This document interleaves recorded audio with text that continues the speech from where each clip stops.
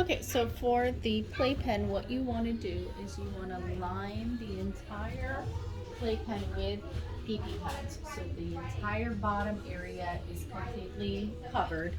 I usually do at least one layer of each, and then what I would do is I would also do a secondary layer either on top, so this way when they go it gives them an extra cushion, and it's easy when they go into the bathroom then just to take off the top one. Now you will notice that there is, toward the front of the playpen, food and water dish, okay?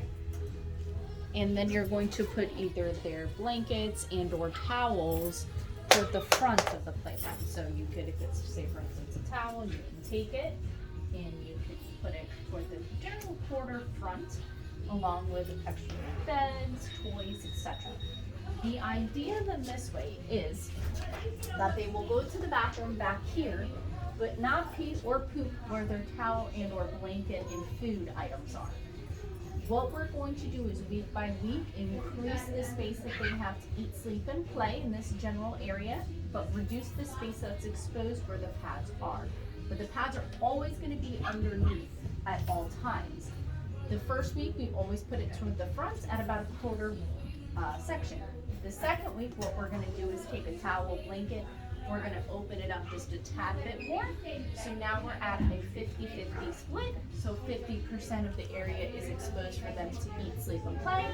50% of the area is exposed for them to go to the bathroom. When they go pee-pee, we leave it into a second or third time frame. Then we take up the pad and throw it in the trash. And then the third week, what we're gonna do is open up the towel or the blanket another quarter. So we're gonna be at 3/4 of the space. So she eats, sleeps, and plays. A small quarter section for her to use the restrooms. Always toward the back, very importantly. If you flip-flop this, what will happen is generally when she goes to the bathroom, when she comes to the front of the playpen, she's gonna have to walk through her mess. So we always do it toward the back of the playpen. This way it remains away from where she's eating, sleeping, and playing, and she doesn't have to walk through it to get to the front of the playpen. I always leave a quarter section, or at least more, anytime that you're out or away from the home for a time, because we don't want to penalize her for going on the pads. We still always want a area for her to go.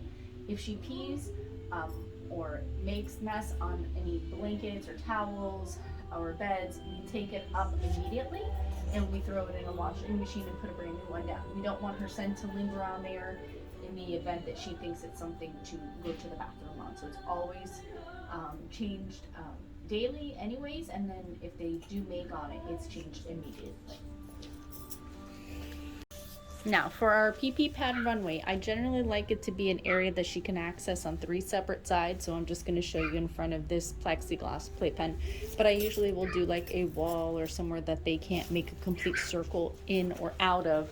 This allows them to have more space to go to the bathroom in one general area. So say for instance, if this is a wall, what we do is we put at least 2 or 3 of these larger pads that are the 23 by 36.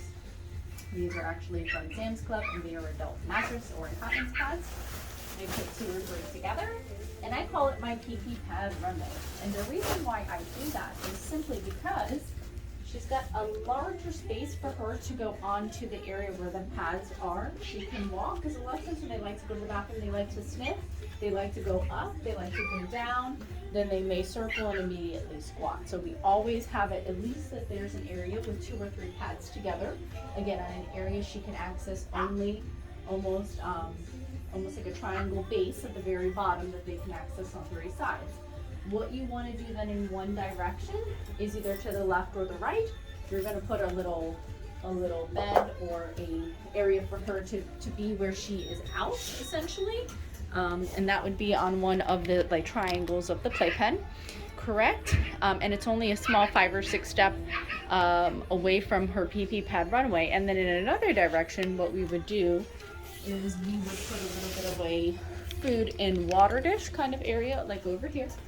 So the idea is that when she's out, she never has more than a 5 or 6 step radius to go from where the bowls to the pad to the bed, the bed to the bowls to the pads. This way, it creates a small triangle space for her to be in. But the idea is that as she gets older, we can increase the space away from where the extra bowl is and the extra bed. But for right now, she only has a few steps to walk to be able to access the pee-pee pad runway.